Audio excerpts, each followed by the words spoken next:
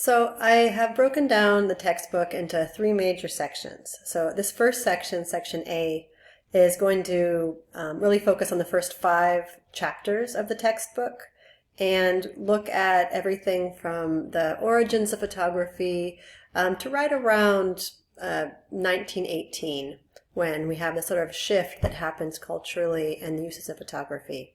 So these first chapters, starting with chapter 1, are really trying to outline how we sort of have this idea of the start date of photography and its invention, but that's not entirely accurate. There were many, many factors that went into photography being developed as an artistic medium, as a medium for science, as a medium for lots of other things. So even though Daguerre is the main person we think about in terms of inventing photography, and the daguerreotype as being the origin of photography, that isn't really the case.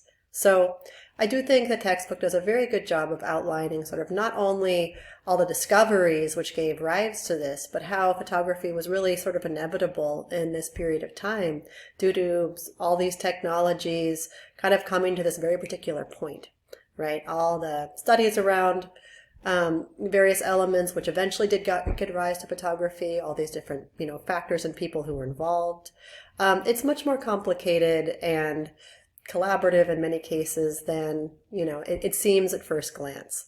So I think kind of keep in mind of this sort of simultaneous invention idea that the book is promulgating, as well as in the subsequent chapters after that, chapters 2 through 5, really looking at all the different ways photography was utilized quickly as a medium, right? Everything from art to science to new developing technologies at that time, to travel. So all these different ways photography was used, and also look at who it was being used by. Who were the people primarily who were utilizing photography and for what ends? Because that also is complex and quite interesting to see how that was developed in those first years after the invention of photography. So I hope you enjoy this period. Just kind of have those little elements in mind when you're reading through this material.